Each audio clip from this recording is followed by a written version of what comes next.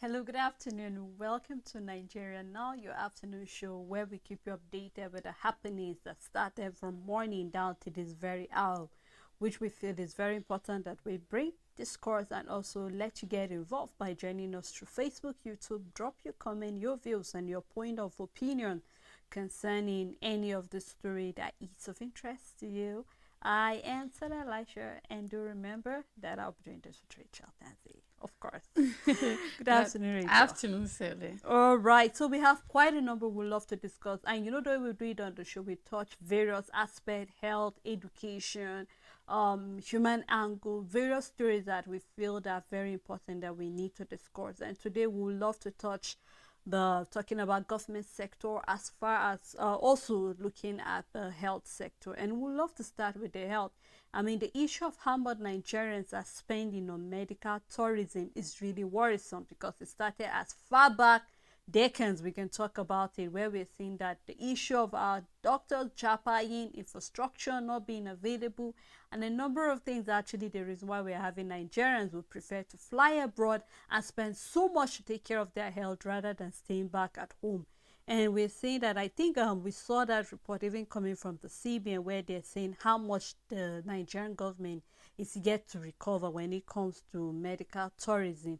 And I remember that I at a point in time one of the shows, I think if not early this year, maybe last year, where we were looking at some of the breakdown of how much at the elite spend. Of course, it's the elite. No common Nigerian can afford to go abroad. Yeah. And I remember even during the former Vice President Osibanjo, we remember he was being applauded for staying back at home and have his knee being treated here in Nigeria.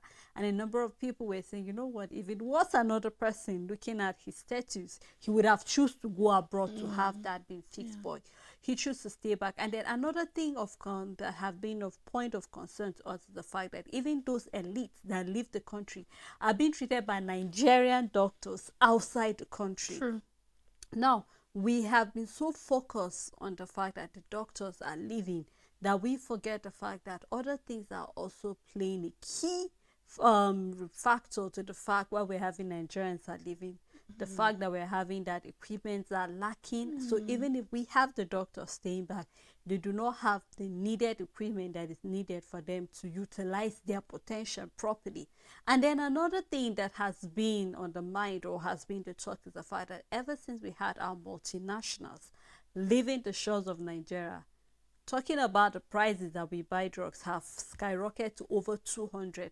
So a number of Nigerians cannot even afford something as simple as a paracetamol that then used to get a card of 10 naira, 20 naira, depending. In fact, if you want to go for example, one of the companies that have extra on it, you have no choice than to maybe purchase for maybe 150, 200. But reverse is the case right now. Common paracetamol, no matter the company, we're seeing that the prices are going up. And then it's even more worrisome the fact that you can't even get some of these drugs in the hospital. So Yeah. after getting the prescription from the doctor, when you go to the pharmacies over there and say this is the doctor, we're sorry we don't have this drug, so you have to buy that outside. And so these are some of the things that when you look at it, you have no choice than to ask the question, what is really happening to our health sector? What is the problem? Where are we getting it wrong? What can we do to fix this? Because as it is presently, we're seeing millions and billions are going into some of the health care. Even talking about the Asovida, there was a time that how much was being spent there was on the papers, and a number of people were talking about it. But right now, the whole concern is the fact that Nigerians are resorting to using herbal drugs. And we're not even sure if these drugs or these herbs have been tested, because rather than treating a particular ailment, you'll be actually adding more pain to yourself or opening another injury somewhere that was not there. So a number of things need to, when we're going to talk about the health sector, Rachel, is a vast one that we can start talking Yeah. about it now till tomorrow. We're not done tackling some of the things that are happening in our health sector presently. Sally, you would agree with me that we can have scarcity of petrol, but we shouldn't have scarcity of pharmaceutical equipment, drugs, and all of that. We shouldn't whatsoever. And the question is, what is the Nigerian government priority when it comes to importation. Because no matter how expensive drugs or medicine becomes, people will have to afford it. Most especially when your life depends on it and when you are doing okay. You and I might be privileged to really be healthy, and we should praise God for that, because obviously you're not really doing anything exceptional about it. If not for God's grace, this is the part where we are permitted, in my opinion, to be religious about our health, because truly, what else can you say than God's grace in your health? But then we can bring it down to the level of people that are in the hospital, that is not a luxury for them to access these things. Is a need and is not available. Because you and I have talked about several times, you've talked about how a certain antibiotic was this price and now it's like 3 times what it used to be before. Either way, people are buying it because it's a need. It is a need. And this is where the Nigerian government keeps failing us, because they don't prioritize things properly. When it comes to the healthcare sector, it is not a second thought thing. It should be number one. It should be top of the list every single day. It should be on the top of their list. But we're not seeing that happening. If the FCT minister should spend 21 billion on building the presidential villa, just because it's from the FCT minister doesn't mean it came from the pocket of the FCT. It came from the federal government. And we know what 21 billion can do. Imagine if it went to the health sector, for instance, most especially in importation or making sure there is available drugs. Despite the hike, let it be available. Now, I keep saying something. There's just so much, right, you and I, Sele, can do. I keep saying that. Now, this is where I'm still relating it to health. We will have campaign, sensitization, advocacy, left, right, center, saying, you know what, don't take herbal medications. They are not prescribed, they are not regulated, they are not, just know that is at owner's risk if you take it, right? But now people are now faced with the situation where, okay, the ones you said are good, prescribed, regularized, and all of that is not available. Then what do you want us to do? I need my back to stop aching. I need to sleep at night. I need to do something about my liver. I need to do something about my kidney. Well, I need to do things about this organ and that organ because I can't sleep. I need help. What do you expect someone desperately in need of health to do? Because now you're giving them an option that, you know what, you just have to go for the other because the other is not available. And we're even seeing that it's even the doctors that are coming to the point of telling their patients there's an option. You can try these herbs. You can, despite knowing it's not regularized, but what? I'm a doctor, and my one of the priority for me to do, even if it's not right, is to help these patients. And then I have to do out of the book method and all of that, which they could even be penalized for in the end of the day. And it just keeps bringing back that there's just little that you and I can do in the end of the day, because when the people in the position to make certain things accessible for us easily are not doing it, what can you do about it? And we are not, as because there are certain drugs that it's important, you can't just find them online. It's even dangerous just buying certain things online, especially when it comes to healthcare. You are not, because you are expected to have a physician directing you and guiding you concerning certain things. When you even go, you can find supplements online easily, but not when it comes to medicine that are for certain diseases or to treat whatever problem it is, and so on and so forth. We can never stop saying the Nigerian government should wake up, because every time we talk, Sele, it's interesting because it just keeps showing us the workload. And the question we'll keep asking is, do we have a government that is ready to put in this amount of work to see that the country is really, really moving? Because whether we like it or not, we are in a position that Nigerians don't know where to run to. When it comes to education, it's zero. And the question is, are they doing anything to make sure that this becomes better? And when we look at the things that the government have been spending money on, so far so good, I would say no. I would say no. Because we are seeing other things making it okay. As the government is seeing that there's scarcity, there's no pharmaceutical products, infrastructure, there's hike and this and that. Shouldn't there be a quick intervention? There should be a quick intervention. Immediately, with immediate effect, there should be a quick intervention. But why are we not seeing a quick intervention? When you say you're declaring emergency on certain things, it means quick. It's not emergency without you acting immediately. You're just giving it a name, but your action says the opposite. We're supposed to see an intervention immediately. What's our supplementary budget for? Is there education in the supplementary budget that will be passed, will be seen by the Senate by July? What are we talking about here? So I just hope that the action of the government will really prove that they know what they are doing, they are prioritizing the citizens of their country, and that eventually we will not see this kind of thing. Because I just can't help, I don't even want to imagine, right, what people who are dependent on these drugs that probably have the money and it's not available. You can just imagine their ordeal at this moment, and it's not something to think of, selling. Honestly, Rachel, because while you were talking, I just couldn't help. My mind was just going around people presently in the hospital. How are diabetic patients How are coping? they? How are Yeah. people with hypertension coping? How are people with HIV and AIDS coping? How are people with so many timely Yeah. diseases that actually need quick response coping at this time?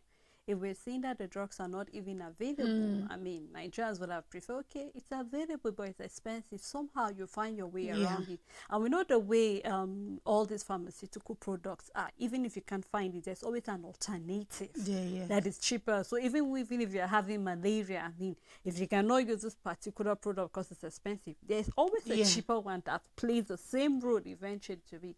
And we're seeing that even I think in the morning we're seeing the need of even supplements that people need, but these supplements are extremely expensive. Extremely And if you're not expensive. even lucky to get the right one, because you definitely need a health practitioner to help you regulate how you are supposed to take particular drug. We're even seeing the danger we stand when we take all of these painkillers without being regularized and all of that. So just like we say, I just hope something will be done. We keep asking the question, what is the government doing about that? I just couldn't help but imagine, can we have a bill being passed that henceforth nobody flies out of the country for any We hope treatment? so. If you are ill, you should be treated here. And if you cannot be treated here, that is to tell you that there is danger somewhere. That means our government are not doing what they are supposed to do. I keep asking the question, when we have our Dr. Japan, how many white doctors have we seen leaving their shores to come to Nigeria? Come and work with what? How many Nigerian students have we have students abroad that we see living abroad coming to study in Of course not. Nigeria? We're not We only seeing that. see the reverse. We are the ones leaving to go there. And just like we say, no matter how many of us leave to other countries, we cannot reach up to half of We it. can't. We can't. So that is to tell you that there is still need for work. So rather than looking for presidential jet, rather than seeing that we're losing almost 1.4 trillion naira, Rachel, that is a huge amount of money is that a can lot of actually do money. a lot. But I mean, Nigerians have no choice. If you can't treat me here, I have to fly abroad to treat. What does India have that we don't have? You're talking about the herbs, we have it here. What does US have? What does China and all these world, hospitals that we go where we need certain treatment? We have all that it takes here. So what is the problem? Why are we not utilizing all the potential, using all the human brains that we have? We keep bragging that we have human power, but we're not making use of it. So they keep leaving. So I hope that the government will look into this, the issue of drugs, the issue of infrastructure, as well as our doctors feedback and other factors that are playing out. The reason why we have Nigerians are leaving, I hope that our government will look into making sure that everything is being provided. Now, we started a conversation last week concerning what the Association of the Local Government in Nigeria are saying concerning the issue of the fact that they will not be able to pay the 62,000 naira. I remember their chairman, Mwazu, actually saying the fact that this money is quite, looking at the allocation that comes in from the federal government and what goes down to local government, They spend more than 80% of that money on pension and salaries. And then let's not forget that is not the only thing that happens in local government. There's need for infrastructure. Even if we're going to talk about health, there's need for even the primary health clinics, mostly at the local government areas. All of this money is supposed to be used to make sure all of these things we have running costs and all of that. But that is not the case. And now we're seeing that with the issue of, I'm believing with the issue of the local government autonomy, federal government suing state governors and all of that, he brought a solution and said, okay, why don't we have a 4-year tenure? I mean, after 4 years, that will give you room for governance, that will give you room for quality leadership, so that people will be able to know this is the person we're electing as an official, as a chairman. We're already seeing what is happening in Rivers State presently. Your tenure is up. Resign. No. And that has become a problem. And I see these things happening where we see that certain chairmen may just be on seat for just a year or two. So let us have a particular or a specific time frame being given to them. Already we are seeing that a lot of people are coming out and say it's too early for us to judge this president just on 1 year. And so what makes you think that this chairman will be able to perform in just a year or two? They also need a particular time frame, maybe 4 years for a tenure. That will give them room for them to do all that is needed to do, give the people of the local government area, the communities, to say, okay, yes, this chairman was able to perform and all of that, but this is just a suggestion, and he's seeking that the government, the House of Rep, will look into, passing that bill soon. Of course, I think 1 year sellers is not good enough. 1-2 years is not. They also need to run the full cycle of governance. And there's a reason why it's 4 years at the state level and at the federal government level. There's a reason, because you need to have time for your impact to be felt, for policies, for strategies, for you to really make reform. 1 year is really short. When have you even sat down? When have you settled in? When have you made your appointments and all of that? But you see, Selem, I believe that rather than this approach, right, there is a better approach. And this is the approach.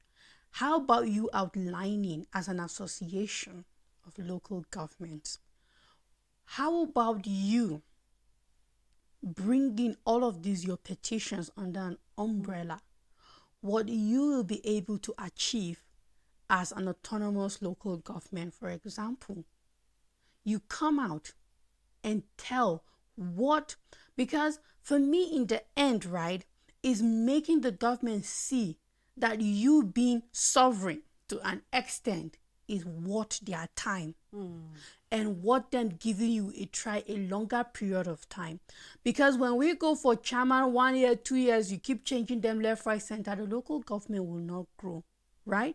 But when you come out with a structure, rather than breaking this thing bit by bit, bit by bit, show that there is a direction you're heading towards, and that if we are able to be giving this, and this is what the local government will be able to achieve under the right leadership within so time. Automatically, you are suggesting a time frame that you need, right, for a local government to be able to thrive under the chairmanship or the leadership, which is a chairman, and all of that.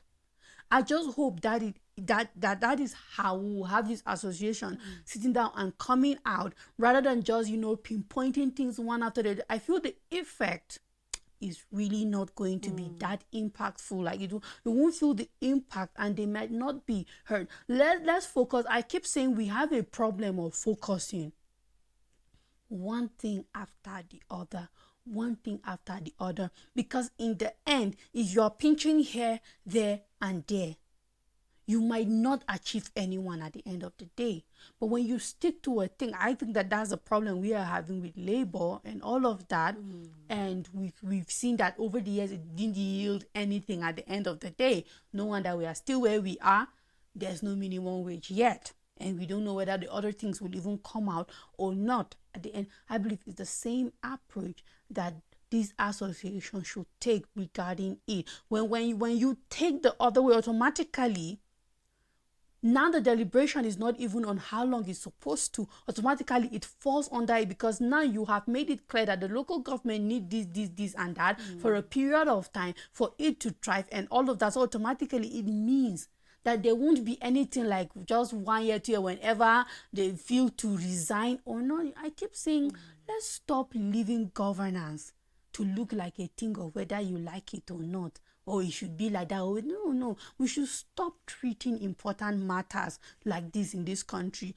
I believe until we get to that point, we might just remain where we are. We'll never really see any growth whatsoever.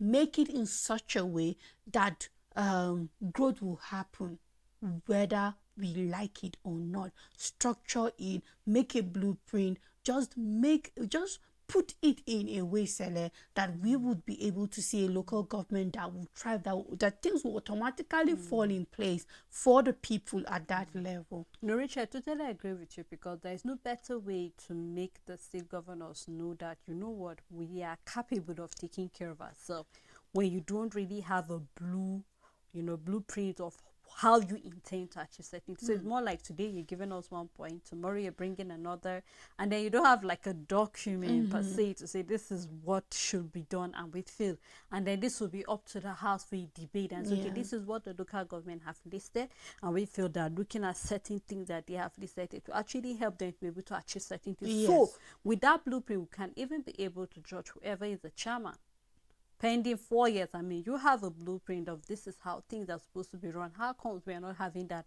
And that's why we can be able to hold our governors and our president accountable. Why? Because there have been a way certain things are meant to be done.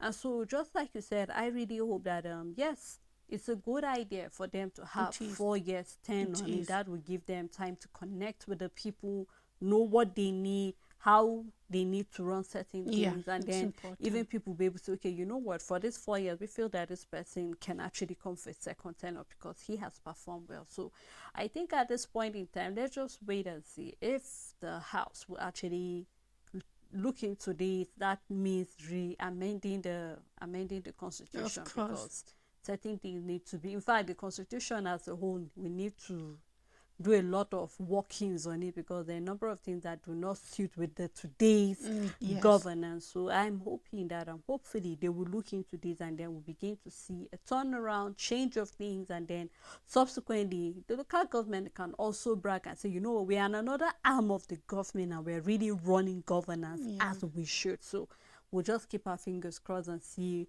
what will be the outcome of this association suggestion to the house. Well, thank you so much. You're welcome, Sally. And thank you to our viewers, supporters, and even the production team. Thank you for keeping this moment with us. We look forward again to doing it tomorrow. To have a great day ahead.